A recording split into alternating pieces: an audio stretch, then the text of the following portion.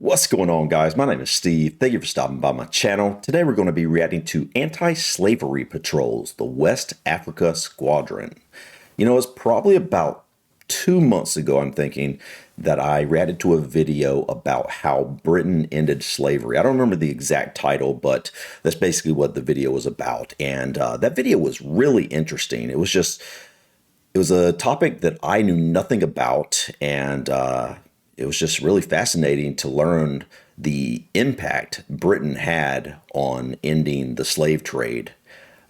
So, in the comments section of that video, a lot of people were talking about the West Africa Squadron and how I needed to learn about the anti-slavery patrols that were going on back in the 1800s. I believe this started it was the early 1800s and then went through into the mid 1800s sometime, if I'm not mistaken. But guys, I don't really know exactly what they did. I understand that these were some sort of patrols that were patrolling for slave ships, and they obviously was trying to stop slavery, which is a very noble thing they were doing. And so I thought it'd be really interesting to kind of dive in and learn about this. So let's go ahead and just dive in and check out anti-slavery patrols, the West Africa Squadron. Needless to say, by the title, this is necessarily going to be something of a sensitive topic.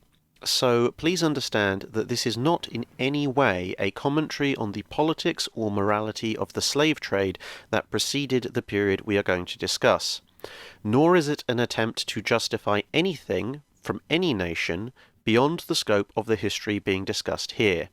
This is purely an account of the facts of the matter in their context. Right, now that disclaimer is done, let's look at the main subject at hand. To put some context to it, the slave trade from Africa to the Americas had been going on for several hundred years by the start of the 19th century. For a long period, this had been part of the so-called triangular trade, wherein various processed goods and weapons were traded from Europe to Africa, where they were exchanged with a variety of foreign and local slave traders for slaves, who were then shipped to the Americas in exchange for raw materials like sugar and silver, which were then taken back to Europe for processing into finished goods. What? Okay, I learned the basics of this process, but not in this much detail, really. I didn't really understand the fact that basically from England, they were actually trading with the African rulers for the slaves that weren't being necessarily all brought back to England. They were actually trading, and then they were being sent to America. And then in America, a bunch of goods were shipped, or raw materials were shipped back to England. Wow. Okay. That's definitely a little more detailed than I understood before about how that worked.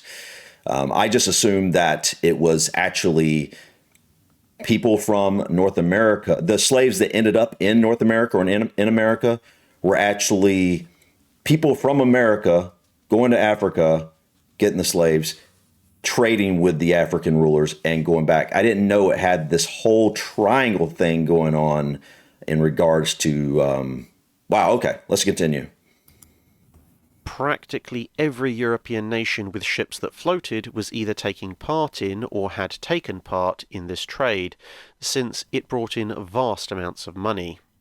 By the start of the 19th century, Europe was neck-deep in the Napoleonic Wars, which at various times amounted to the British Empire against Europe, and at others involved Britain subsidizing various nations such as Austria and Prussia against Napoleon.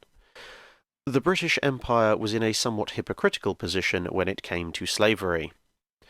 Due to the fact that most other nations were at war with the Empire and the Royal Navy controlled the seas, most slavers were flying British flags. However, slavery in England had been banned hundreds of years before in 1102, with periodic court cases reaffirming this through the centuries. But as the slave trade picked up in the 1700s, it became more and more common to see slaves in the streets of English cities under the questionable argument that they had been enslaved elsewhere and so English laws did not apply to their status. However, a case brought by an escaped slave named James Somerset in 1722 resulted in the following pronouncement from Judge Mansfield. The state of slavery is of such a nature that it is incapable of being introduced for any reason, moral or political, but only by positive law, which preserves its force long after the reasons, occasions, and time itself from whence it was created is erased from memory.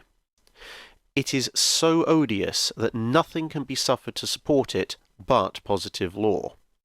Whatever inconveniences, therefore, may follow from a decision, I cannot say that this case is allowed or approved by the law of England, and therefore the black must be discharged.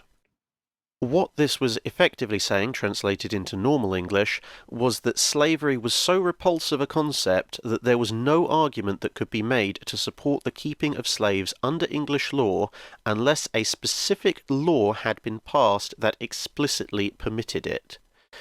This was widely interpreted to mean that slavery was once more firmly illegal in England. However, the positive law mentioned, i.e. a direct law specifically enabling slavery, existed in many British colonies, although not all, since these colonies had a degree of freedom to write their own law apart from that of the home country. Right, that makes sense. So you can see the hypocritical position here of slavery being considered completely repulsive on English soil, but vast numbers of slaves being transported under the flag of the British Empire. This case, and others, drove and enlarged the existing abolitionist movement in the country, opposed, of course, by the merchants and plantation owners who were making a massive profit from the slaves held in various colonies. Arguments would rage back and forth, but by 1807 the Slave Trade Act was passed, abolishing the slave trade throughout the British Empire. Although it did not free those who were already enslaved, it was supposed to stop the flow of new slaves, with fines for any ship caught with slaves aboard, with the ultimate objective of ending slavery by simple fact of the lack of supply. It's a good start, material. It's a good start. This brings us to the start of the anti-slavery patrols, as the next year, despite the war still pressing hard on the Royal Navy's commitments, 2 ships were sent to form the West Africa Squadron, the 32-gun 5th-rate HMS Sol Bay and the smaller HMS Derwent. These 2 ships would then chase, stop, and search ships, and if the ships were found with slaves aboard or equipped for slaving, the ships were seized, any slaves freed, and fines imposed.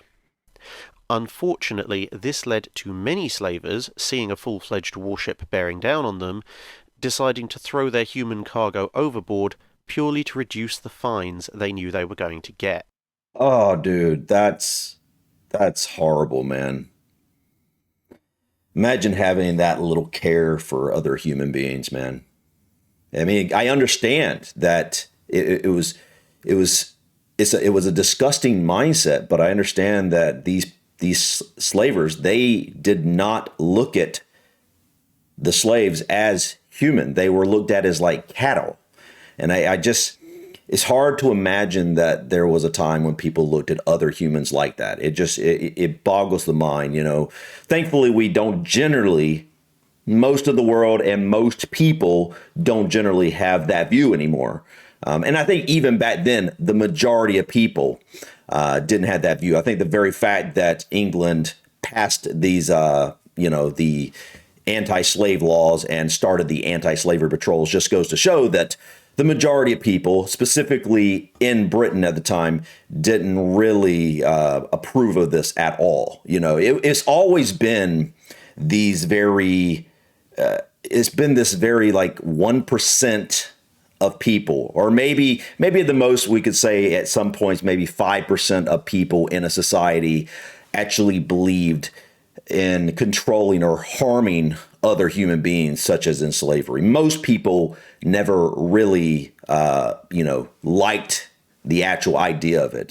From what I understand, I don't have the exact numbers, but if I remember correctly, at the peak of slavery, when there was more people owning slaves, in America than any other year, it was a few percent of either households or people. And obviously that was horrible, but I'm just making the point that the majority of people didn't agree with it. You know what I mean? And so, anyways, I just wanted to see what this was. Plan of a lower deck with the stowage of 292 slaves, 130 of these being stowed under the shelves, is shown in, oh my goodness, man. Oh, horrible conditions, man. I mean, these tight quarters would have just made it almost impossible not to see a lot of people die during that voyage because of the, and we learned that in that previous video. But it's so sad, man. The slaves stowed on the shelves and below them have only a height of 2 feet, 7 inches between the beams. Oh, goodness, dude. That's horrible. As a result, the Slave Trade Felony Act was passed in 1811 that also made it a felony offence to engage in the slave trade, which meant that it didn't matter how many slaves you had on board when you were captured. Apart from the fines, the ship's captain and owners were also going to be in trouble. Slavers tried a number of other tactics to evade the Royal Navy. Of course, they could no longer fly a British flag, so they tried to fly the flags of other countries. But in this case, the Napoleonic Wars worked against them, since Britain was at war with practically everyone anyway, and between 1812 and 1815 that included the United States. So almost any ship not flying the Union Jack would be seized regardless. And with intense diplomatic pressure being exerted on Portugal, a rare British ally, this allowed the Royal Navy to search and seize their slavers as well. As the Napoleonic Wars came to an end, the British actually forced the defeated nations to sign up to the eventual abolition of the slave trade as part of the peace conditions, which allowed the Navy to keep chasing down foreign-flagged ships, even if the Empire wasn't at war with their home nations anymore. The number of ships was also increased, although 6 ships covering 3,000 miles of coast was still small.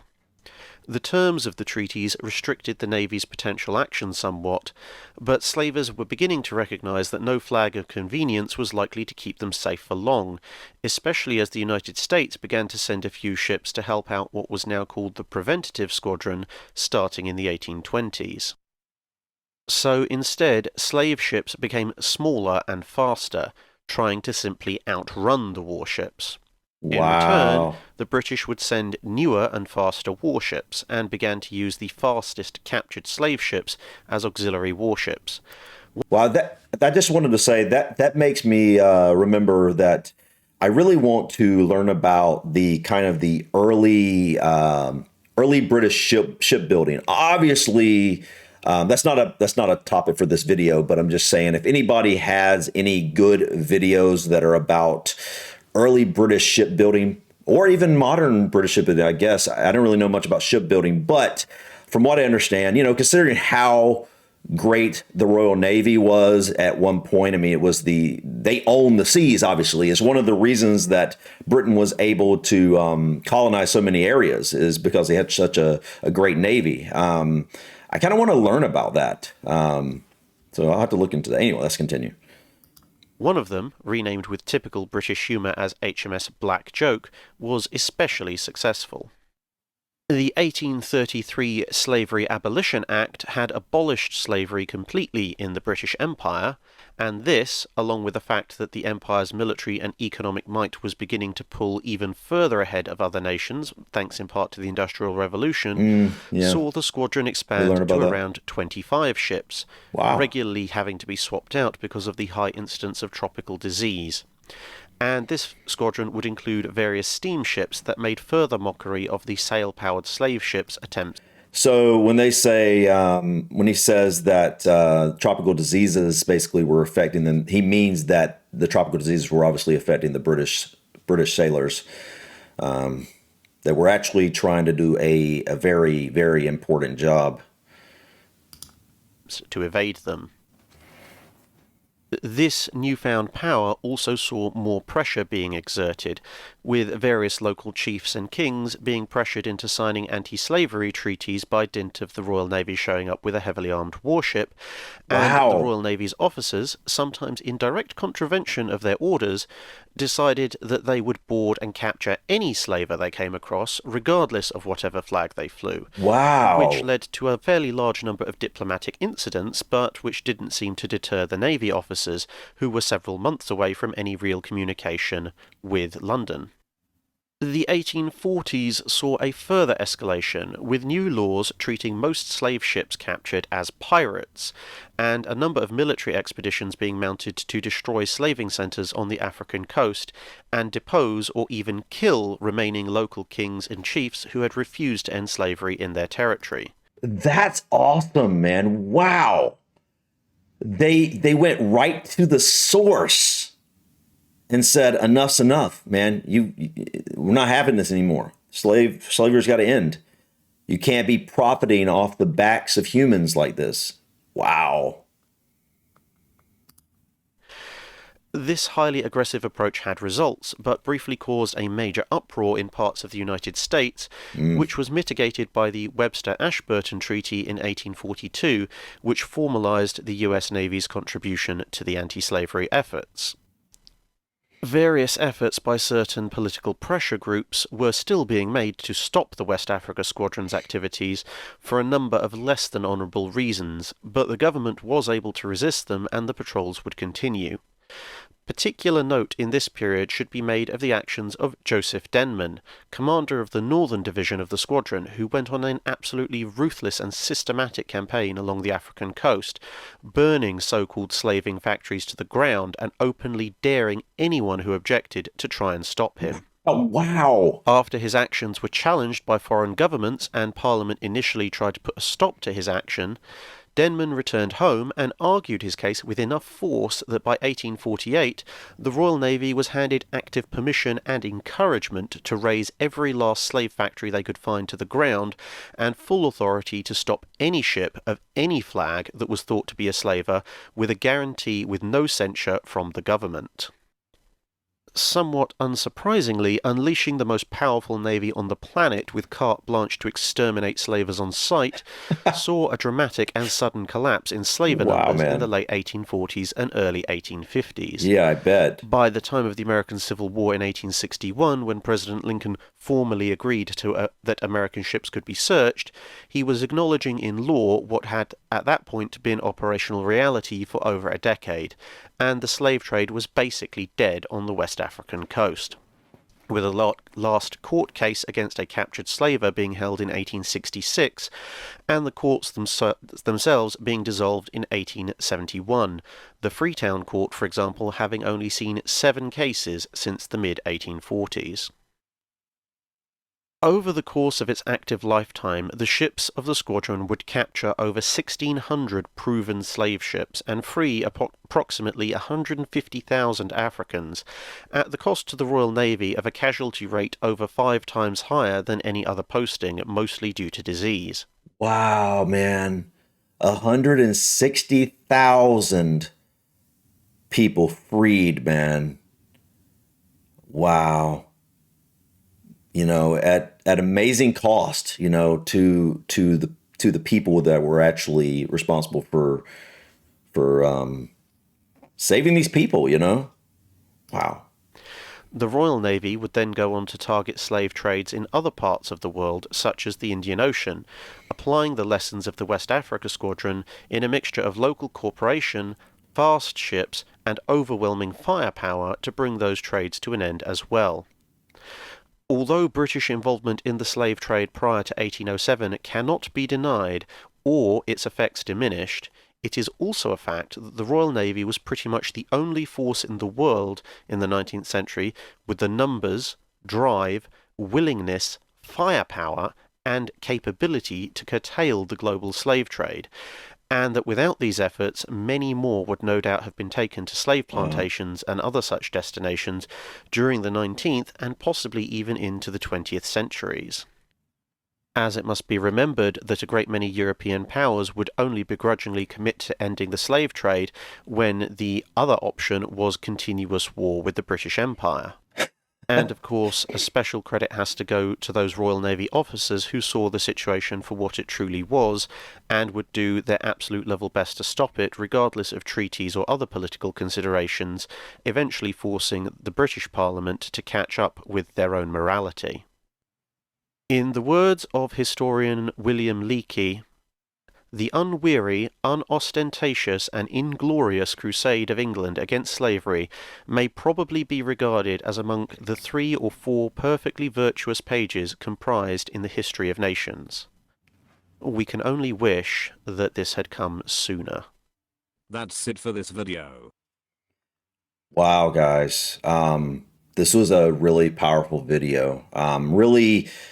Really brings to light,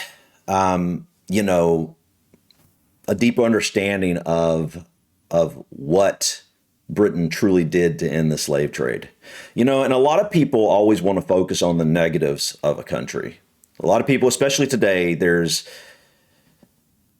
so much talk about all the negative things that America's done, that Britain's done, and it's like there's not enough talk about stuff like this, about the positives, about the very fact that if the Royal Navy hadn't created the West Africa Squadron, if it hadn't had these anti-slavery patrols, then who's to say where slavery would be today? I mean, they were the hugest, Britain was the hugest reason, in my opinion, the largest reason why slavery no longer exists, at least in Western society. Obviously, slavery does still exist in certain parts of the world, in small pockets, unfortunately, but not nearly on the level that it was at one point.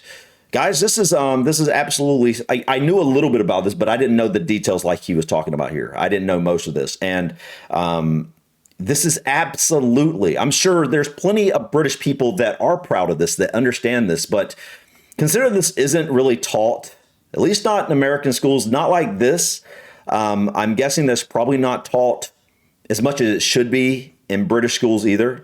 And so there's a lot of people that don't even understand exactly what the British people, or what the Royal Navy specifically did to better the world.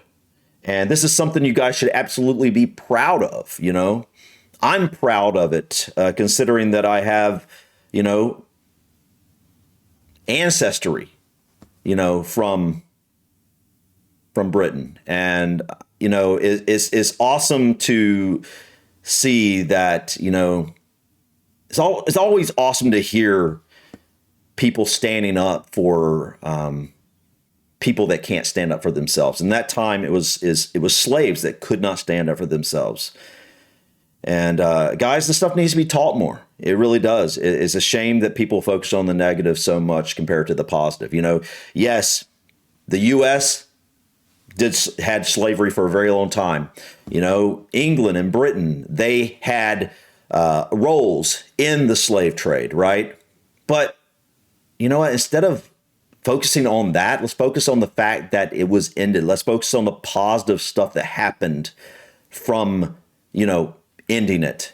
But guys, this was awesome. Great video. I love this topic. I love these types of topics. So if you have anything else you'd like to share regarding, anti-slavery patrols, the West Africa Squadron, other things about slavery in the West, or anything about freedom, I don't know, anything sort of like this topic, please feel free to share in the comments. I love learning about this type of thing. So anyways, guys, thank you so much for stopping by. Please click that like button. Feel free to drop your comments or suggestions about this video or others. And don't forget to subscribe to continue to follow me on my journey to discover my British and Irish ancestry. Until next time, guys, peace.